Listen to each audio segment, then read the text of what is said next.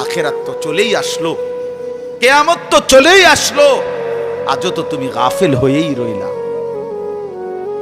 40 বছর হয়ে গেছে, 1 বছর শেষ হইছে, এভাবে বুঝি নাফরমানিতে পড়ে রইলা বান্দা। 365 দিনে কোনদিন ছেলেরা তোমরা যারা ফজরের নামাজ পড়ো না, তুমি বলো না বাপ এত শক্ত এত পাষাণ কেমনে হইলা?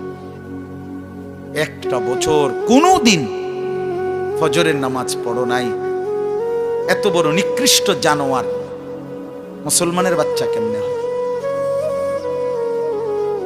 বলেন? এত বড় জানোয়ার একটা মানুষের বাচ্চা কেমনে হয়? এটা কি পরিমাণ হাইওয়ান, এটা কত বড় হাইওয়ান, কত বড় জন্তু, কত বড় পশু। 1 বছর 365 দিনে এই হাইওয়ান কোনদিন ফজরের নামাজ পড়ে? শুধু 1 বছর, খবর নিলে দেখবেন 10 বছর, খবর নিলে দেখবেন 5 বছর। জানোয়ারের মতো, ইহুদির মতো, খ্রিস্টানের মতো চুল রাইখা তৃপ্তি বোধ করে। এর চাইতে অসভ্যতা, এর চাইতে নিকৃষ্ট রুচি, এত বিকৃত মানসিকতা কোন জন্তু জানোয়ারেরও হয় না। জন্তু জানোয়ার, তোমরা যে সমস্ত ছেলের চুল ইহুদির মতো, খ্রিস্টানের মতো, বেঈমানের মতো বেটা, তুমি একদম নিম্ন রুচির মানুষ, একেবারে ফসা মানুষ বেটা, তুই ফালতু লোক বেটা, তুই বেটা, তোর কোনো রুচি বলতে কিছু নাই বেটা, তোর কোনো রুচিবোধ নাই বেটা। কার মতো মুসলমানের বাচ্চা হইয়া মুসলমানের ঘরে জন্ম নিয়া বেটা, আল্লাহর আজান শুনলি, ডান কানে বাম কানে তোরে আজান দিছে, এক পবিত্র মা তোরে 2টা বছর দুধ পান করাইছে বেটা, কোন শরমে বেটা তুই ওই বেঈমানদের মতো চুল কাটলি বেটা? ওদের কোনো জাতপাত আছে বেটা? ওদের কোনো ইজ্জত আছে না, সম্মান আছে? আল্লাহ তাআলা কোরআনুল কারীমে বলছে ইন্নামাল মুশরিকুনা নাজাস, কোরআনের আয়াত কিনা? আল্লাহ বলছে সমস্ত মুশরিক নাপাক, নাজাসুন নাজাস, সমস্ত ইহুদি নাপাক, সমস্ত খ্রিস্টান নাপাক, সমস্ত হিন্দু নাপাক, সমস্ত বৌদ্ধ নাপাক, সমস্ত নাস্তিক নাপাক, সমস্ত মুরতাদ নাপাক, সমস্ত বেঈমান নাপাক।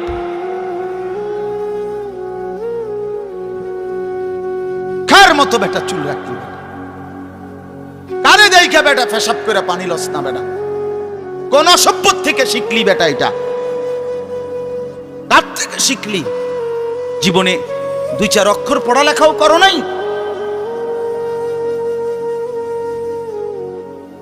দুই চার শব্দ পড়ো নাই তোমরা ছেলেরা? মানুষ এত অভদ্র অপবিত্র হয় কেন? কোরআনুল কারীমের মধ্যে আছে, আল্লাহ তাআলা বলে বান্দা, কি আজীব কথা কোরআন শরীফে আছে, বান্দা কোনোভাবেই যদি পানি নাই, ঠিক আছে, ফা ইন লাম তাজিদু মাআন ফাতায়াম্মামু সাঈদান তাইয়্যিবা, তাহলে মাটি দিয়ে, পবিত্র মাটি দিয়ে তায়াম্মুম করো, তবুও নিজেকে পবিত্র বানাও। যদি বলি আল্লাহ পানি নাই, ঠিক আছে, তো মাটি দিয়ে হলেও পবিত্র হইতে হবে, এত তাড়াহুড়া কা? পানি আইও, পানি পাইয়া লই, এরকম শুরু করলেন? কোরআন শরীফের সরাসরি আয়াত, আল্লাহ তাআলা বলে জানো, ওয়ালাকিন ইউরিদু লিইউতাহহিরাকুম, আল্লাহ বলেন আমি না আমার ইমানদার বান্দাকে সারাক্ষণ পবিত্রই দেখতে চাই। দোস্ত আমার, এটা কোরআন শরীফের আয়াত। ওয়ালাকিন ইউরিদু লিইউতাহহিরাকুম, আমি আমার বান্দাকে পবিত্র, মুমিন আমার সে, ও অন্য কেউ না, ও আমার ইমানদার বান্দা। তো ইয়া আইয়ুহাল্লাযীনা আমানু ইযা কুমতুম ইলাস সালাতি ফাগসিলু ওয়ুজুহাকুম, এই আয়াতের মধ্যে, এটা এই আয়াতের অন্তর্ভুক্ত অংশ এটা। ওয়ালাকিন ইউরিদু লিইউতাহহিরাকুম, ইমানদার পানি নাই, ঠিক আছে, তায়াম্মুম করো মাটি দিয়ে। কেন এমন তাড়াহুড়া? আল্লাহ তাআলা বলে আমি যে তোমাকে পবিত্র দেখতে চাই। আমি কে তোমাকে পবিত্র, ফীহি রিজালুন ইউহিব্বুনা আন ইয়াতাতাহহারু আল্লাহু ইউহিব্বুল মুত্তাহহিরিন। কোরআন শরীফের আয়াত আছে, আল্লাহ বলে, বন্ধু আপনার কিছু সাহাবীকে আমি দেখছি, আল্লাহ প্রশংসা করতেছে। মদিনার কুবা একটা এলাকা, যেখানে নবীজি মদিনার মক্কা থেকে হিজরত করে এসে প্রথম ঢুকছিলেন। এই হিজরত করে আইসা প্রথম যেখানে ঢুকছেন, এই জায়গাটার নাম হলো কুবা নগরী। কুবা কি নাম? এই কুবা। এই এলাকার যারা সাহাবী ছিল, ওনাদের একটা অভ্যাস ছিল, ওনারা ওই সময় পানির তীব্র সংকট ছিল, পানি কম ছিল আর কি। তো তীব্র পানির সংকট থাকার পরেও ওনারা খাবারের পানি, রান্নার পানি, মানে ভাত তরকারি রান্নার যে পানি আর খাবারের পানি কম খাইতো, কম ব্যবহার করত।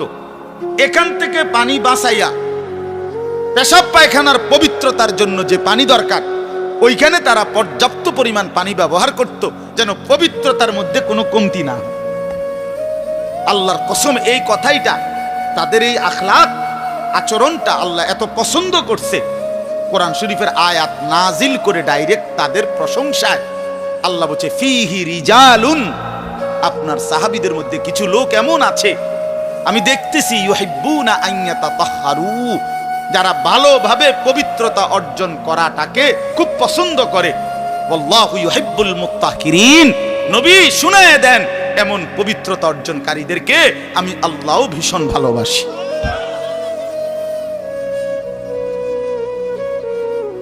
তোরে আল্লাহ ঘৃণা করে। যুবক, তোদের যাদের প্যান্টে পেশাব, তোরা যারা টয়লেট পেপার ব্যবহার করো না, তুই নিকৃষ্ট রুচির মানুষ বেটা, ফালতু বেটা, ফালতু বেটা। চুল কেবল চুলের পিছনের দিকে ফিরাস বেটা, এতে মানে একটা কেমন লাগে। সামান্য সামান্য সহপাঠী বা সামান্য সেরকম আর সেরকম লাগতেছে তোরে দোস্ত, জিঙ্গাইলে না বলে সেরকমটা কেডা? সেরকম ঠিক আছে লাগতেছে, আমিও কই, কিন্তু সে কে যার মতো লাগতে আছে? হেইতে কেডা যে যার মতো? সেরকম তো বুঝছি, সেরকমটাকে। সেরকম কি গাঁজাখোর, না ফুট্টাখোর, না বাবাখোর, না ডাইলখোর, না হারামখোর, না মদখোর, না ইয়াবাখোর? তার মতো লাগতেছে তারে জিঙ্গা। তুই যে আমারে কইলি সেরকম লাগতে আছে, হেতে কেডা যার মতো লাগতে আছে আমারে? কথা বলেন। হ্যাঁ, তো জিঙ্গাইলে কইবে দোস্ত ফুট্টাখোরের মতো লাগে, তোর বাবাখোরের মতো লাগে। তো কারণ কোন ভদ্র মানুষ, ইমানদার, নামাজি, কোন চরিত্রবান পবিত্র মানুষ নাপাক থাকতে পারে না। তো তাহলে তো এটা বুঝাই যায় তোরে কার মতো লাগে বেটা। হ্যাঁ, নাই তো হে বলুক যে দোস্ত তোর চুল দেখে মনে হয় পুরা বাইজিদ বসতাম, তোর একদম জোনায়েদ বাগদাদির মতো লাগতে আছে, এমন নি? তাহলে তোর চোর ডাকাইতের মতোই তো লাগে। আস্তাগফিরুল্লাহ, আস্তাগফিরুল্লাহ। প্রিয় ভাই আমার, বন্ধু আমার, আখিরাত যেন ভুলে না যাই। মহান আল্লাহ পাক রব্বুল আলামিন এই কোরআনুল কারীমের মধ্যে বারবার আমাদেরকে আখিরাত মনে করাইছে। আমাদের জিন্দেগি ঈমানের জিন্দেগি, আমাদের জিন্দেগি পবিত্র জীবন ভাইয়া। আমরা শুধুই দুনিয়ার জন্য না, শুধু দুনিয়ার জন্য, দুনিয়ার জন্য আল্লাহ তাআলা কোরআন শরীফ আছে ওয়াদারনি ওয়াল মুকাদ্দিবিনা উলিন নি'মাতি ওয়া মাহিলহুম কালিলা। আল্লাহ বলছে, হে আমার বান্দারা, নাফরমান পাপীদেরকে অল্প সময়ের জন্য দুনিয়া ভোগ করতে দাও, ওদেরকে দুনিয়া খাওয়ায়া পরায়া এরপরে আমি নিয়ে আসবো, আমি এজন্যই বানাইছি। কিন্তু তোমরা মুমিন, তোমরা ঈমানদার, তোমাদেরকে আমি আল্লাহ তাআলা জান্নাতের জন্য বানাইছি, জান্নাতের জন্য।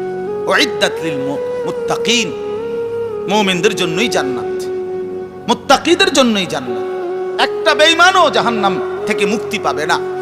কোনো কাফের, কোনো বেঈমান, কোনো হিন্দু, কোনো বৌদ্ধ, কোনো ইহুদি, কোনো খ্রিস্টান, কোনো নাস্তিক, মুরতাদ পরকালে, পরকালে এক ঢোক, এক জাররা, এক লোকমা, এক ঢোক পানি মিলবে না, সুখ মিলবে না। ঈমানবিহীন সমস্ত ভালো কাজ আখিরাতের বিচারে পরিত্যক্ত, মারদুদ, বাতিল। ঈমান শর্ত, মৃত্যু পরবর্তী যেই কোনো বিনিময়ের জন্য উত্তম